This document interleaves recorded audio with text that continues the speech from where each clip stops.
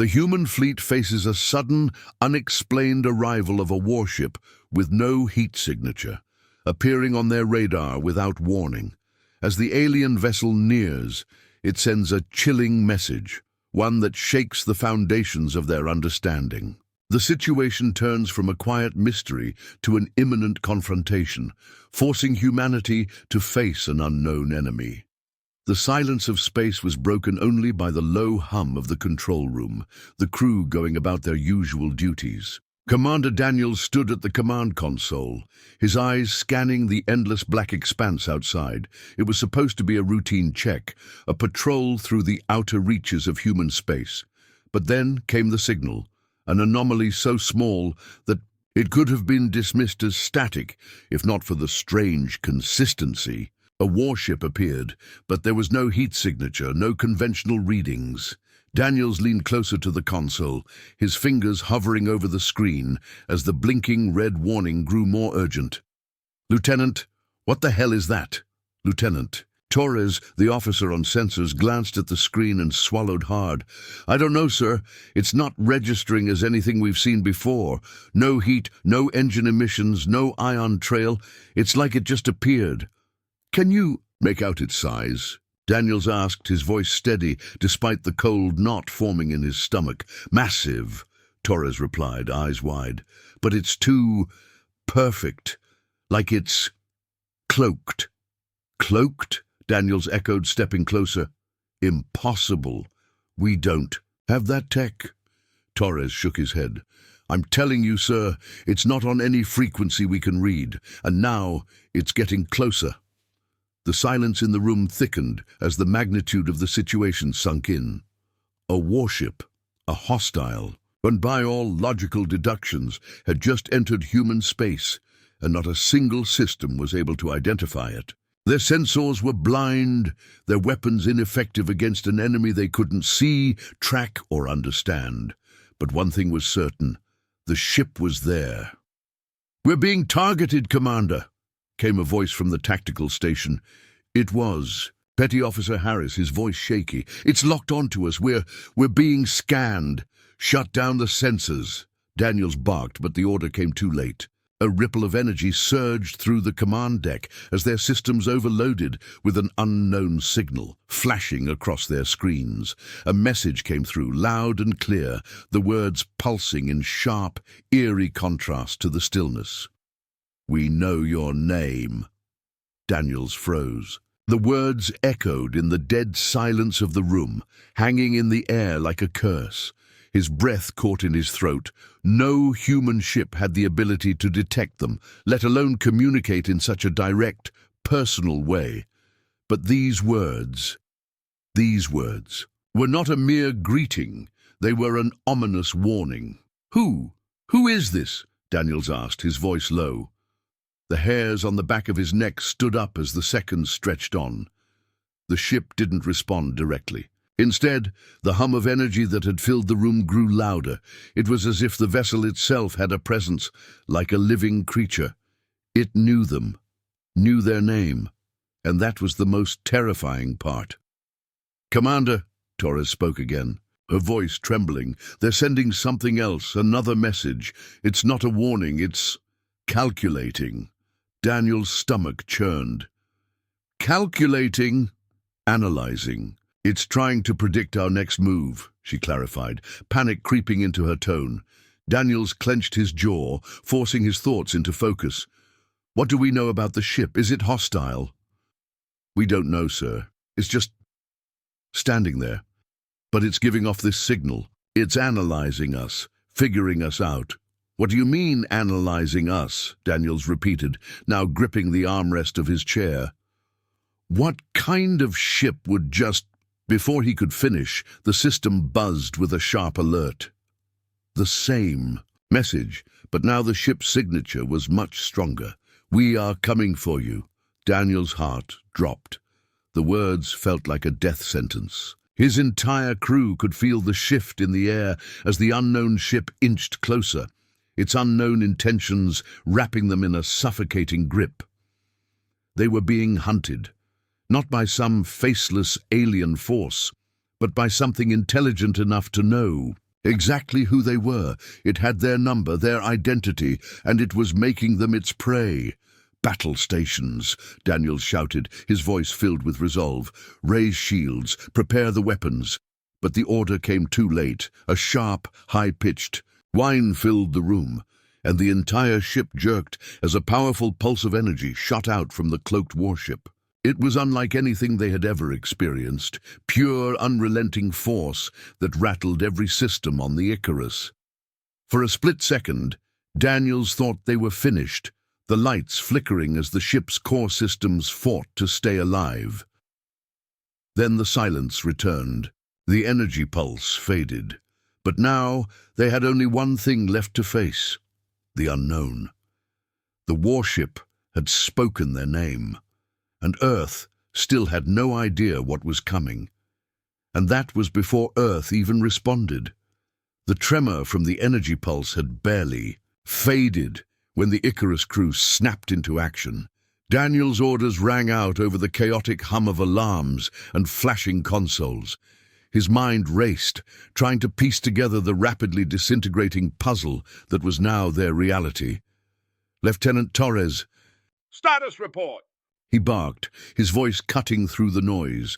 Torres was hunched over her console, her face a mask of concentration as she worked to stabilize their systems. "Shields are down to 50%, Commander. We've lost auxiliary power to the starboard side. The core is unstable, but it's holding for now." Daniels clenched his jaw. They were in no condition to fight, let alone deal with whatever had just emerged out of the dark expanse of space. The cloaked warship, which had once been a mere blip on their sensors, now loomed on their radar like a predator circling its prey. "Petty Officer Harris, do we have a read on its weapons systems?" Daniels asked. Harris, his face pale, didn't even look up from his station as he spoke. I can't get an accurate read, sir. It's not registering on any of our frequencies. The energy emissions, they don't match anything in our database. It's like it's emitting the power from some kind of field, not a conventional engine. We need to know its capabilities before it makes another move, Daniels said, fighting to keep his voice steady. Send a distress signal to Earth. Tell them to prepare for incoming contact. We need backup. Harris glanced up briefly, but the fear in his eyes told Daniels everything he needed to know. We tried earlier, sir. The signal, it's being jammed. We're completely cut off. Daniels' mind was working in overdrive. Their position was perilous, isolated, outgunned, and with no way to reach Earth. For the first time in his career, Daniels felt a cold grip of helplessness creeping into his chest. The ship out there wasn't just advanced, it was actively studying them, analyzing them. What are we facing? Daniels muttered to himself, staring at the screen. The alien warship was now fully visible on their radar. Its shape was unlike any known craft in humanity's arsenal. It wasn't sleek or angular like the ships they were used to. It was more organic, almost as if it had grown naturally out of the cosmos itself. The edges were jagged, and the surface seemed to shimmer, as though made of a material that reflected nothing but the black void. We have to assume it's hostile, Daniel said, more to himself than to anyone else. But if it's as advanced as it seems, we can't win this by brute force. We need to understand it, figure out what it's here for. That's assuming it doesn't destroy us first, sir, Mark said, his voice sharp with the weight of the situation. He was standing near the door, his hand gripping the edge of a panel. We don't even know why it attacked or if it will again. Daniel's gaze flickered to the tactical map. The ship had moved closer, its signature now unmistakable on the display. Despite its lack of any conventional emissions, it was here, and it had already made its move. The warship didn't just disable their ship, it had purposefully stripped them of the ability to fight back. Commander, Torres said, her voice shaking slightly, we're not just sitting ducks out here. The ship's signal, it's active again, and it's pulsing, like a countdown. Daniels felt his stomach churn. The pulse had begun again, each beat more aggressive than the last. The warship was drawing closer with every passing second, and it was broadcasting its intentions in a language no one on the Icarus understood. A countdown, a warning, a threat. "Shut off the signal," Daniels ordered, his voice hard with command. "Whatever that thing's doing, we don't need any more surprises. Harris, any chance we can get a power boost to the shields? We need them back up." "No, sir. The energy grid is still overloaded. Any attempt to push it further might cause the entire system to fail," Harris answered, his eyes flickering between the various status reports. "If it comes back with another pulse, it'll tear us apart." "I know," Daniels finished grimly. A fresh wave of dread settled over the command deck. They were at the mercy of an unknown enemy, and all they had was their limited knowledge and dwindling resources. The warship had already made its move. Now it was waiting for them to react. Whatever it was, whatever was aboard that ship, it knew they were out of options. And then it spoke again. The voice came through the comm system, clear as day. It wasn't a garbled transmission or static. It was a message, direct and chilling in its simplicity. "We have watched you." The words hit the crew like a physical blow, the room going completely still for a moment. The message wasn't threatening in tone, but the weight behind it was enough to make the hairs on the back of Harris's neck stand on end. Daniel's heart skipped a beat as the message echoed in his mind. "We have watched you." The warship knew them. It knew humanity. "Commander," Torres said, voice tight with disbelief. It's adapting its signal. It's analyzing us again." Daniels turned sharply to her, his mind whirring. "Adapting? How?" "The pattern in the signal. It's morphing. It's like it's tailoring itself to our communications systems." She looked up at Daniels. It's learning how we respond." Daniels looked back at the radar. The warship had stopped its approach, now hanging just outside their range, almost as if it were waiting. The team fell silent as the weight of that realization sank in. The enemy wasn't acting out of aggression. It wasn't just trying to destroy them. It was studying them, analyzing them, understanding them. "We have to respond. We need to know what they want," Daniel said, his voice low but filled with purpose. "Prepare for a communication attempt. Do everything we can to engage." The crew moved quickly, working with a sense of urgency as they scrambled to find any way to communicate back, to break through the alien signal and understand their next move. But as they worked, a creeping realization began to settle over them all. The warship had already made its move. It knew them. Its silence, its presence, its understanding of humanity, it had them trapped. And that was before Earth even responded. The crew of the Icarus worked in a tense, synchronized frenzy, their movements mechanical as they prepared.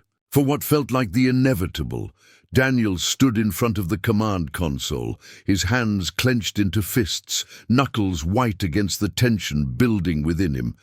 The alien warship was waiting. They could feel it, even without its heat signature. It wasn't just a ship, it was a presence, an intelligence. The crew was being studied, and every second that ticked by made their situation more dangerous. "Commander," Torres called from the sensor station, breaking the thick silence that had settled in the room. "The warship's signal is evolving. Again, it's speaking to us, but it's not using normal frequencies. It's like it's trying to communicate directly with our systems. It's trying to bypass our filters." Daniel's eyes flicked to the display, where the alien signal now appeared on every screen, not as a static pattern, but as something fluid, almost alive. The words were garbled at first, but it was clear now. This was more than just a broadcast. "It's interfacing with us," Daniels murmured, disbelief creeping into his voice. The warship wasn't just trying to communicate, it was hijacking their systems, and they had no idea how to stop it. "Lieutenant Marks," he called out, his eyes never leaving the screen. Can we block it? Is there any way to prevent the ship from getting access to our internal systems? Mark's face was pale as he typed furiously into his terminal. I'm trying to isolate the signal, sir. It's like nothing I've ever seen. The system's integrity is still holding, but I don't know for how long. A series of harsh beeps came from the console as the interface attempt became more insistent, more invasive. The Icarus's internal lights flickered and buzzed, the hum of power fluctuating unnaturally. We don't have much time, sir, Mark said, his voice tight with anxiety. Whatever this thing is, it's far beyond anything we've encountered. If it gains full control, we might as well be their prisoners. Daniels clenched his jaw. The thought of being at the mercy of an alien intelligence, powerless to resist, filled him with dread. We can't let it gain control. Prepare for a hard reset. We need to sever its connection before it locks us down. Alvarez's voice interrupted from the tactical station. Commander, I don't think we have the luxury of a hard reset. The warship is shifting again. It's getting closer. Daniels turned sharply to the screen, his eyes scanning the readouts. The warship, which had been stationary for what felt like hours, had shifted position again, closing the distance between them. Even without a heat signature or conventional propulsion, it was moving steadily, purposefully, as if drawn toward. The Icarus like a magnet. Brace for impact, Daniels ordered. No more delays. Prepare to face this head-on. We need to understand what it wants now. The crew quickly scrambled into position, securing their stations, anticipating the next move. Daniels took a deep breath. He had no idea how to handle this. This wasn't just about surviving. It was about understanding an intelligence that was far beyond human comprehension. Suddenly, the warship blinked again. The screen flickered, and an image appeared. An image of their own ship. Not as it was. Now but a twisted, distorted version of the Icarus, the hull scarred and mangled, floating in the cold blackness of space. It was clear. The warship wasn't just observing, it was projecting. The crew gasped in shock as the image shifted. It wasn't just a visual simulation, it felt too real. The damage on the ship seemed to pulse, as if time itself was bending, to show them a version of their future, one in which they were destroyed, rendered helpless by the alien vessel. Is that a threat? Harris asked, his voice shaky. Daniels didn't answer right away. He could feel the weight of the question pressing on him, the horror of seeing their ship in ruins, a mere shell in the dark void. But it wasn't a threat. It was a warning. They had been found. The ship was telling them exactly what would happen if they continued to resist. Get the team ready, Daniel said finally, his voice low but resolute. We're not going to let it end like this. If we can't stop the warship, we have to understand it. We need to find a way to communicate, to break through whatever interface it's trying to force us into. Commander, Marks called urgently, I've isolated part of the signal. It's a language, completely alien, but it's using our system's basic language structure. It's like it's learning us, adapting our communications as it goes. Daniels nodded, eyes narrowing. If it's learning us, then we need to outpace it, prepare everything we have, communications, defenses, anything we can throw at it. I'll take the lead. The crew responded quickly, though the strain of uncertainty weighed on them all. As Daniels moved toward the command center, ready to implement their next steps, the hum of the warship's energy pulsed through the deck. It was as if it were drawing closer, not just physically, but mentally, psychologically, inching toward their very core. The way the alien ship interfaced with their systems was no longer just an external assault. It felt personal. It was trying to invade their minds, bend their will, and they could feel it. As the warship's proximity grew, the countdown signal began again, this time faster, more erratic, a flickering light that seemed to pulse with its own sense of urgency. The ship Once a silent presence, now felt like a living, breathing entity, its intelligence both alien and disturbingly familiar. "Commander," Torres said, her voice tight with fear, "it's not just interacting with our systems, it's adapting to our responses. It's speaking to us in ways we can't comprehend. It knows us. It's trying to predict our next moves." Daniel stood tall, staring at the screen, his mind in overdrive. "Then we need to stop reacting and start controlling the conversation. We need to communicate before it forces our hand." Just as Daniels issued his order, the warship flickered once more. This time, the words were clear, terrifying. In their simplicity, "We know your name." The message hit like a strike to the chest. The Icarus, its crew, its commanders, all were now caught in the grip of an intelligence that had been watching, waiting for this moment. The ship had arrived, and humanity had no idea what was truly coming, and that was before Earth even responded. The air in the command deck grew heavy as the warship's message echoed through the Icarus's systems. "We know your name." The words lingered in the room like a cold, suffocating fog, and Daniels could feel the weight of them pressing down on him. "What does it mean?" Marks whispered, barely audible.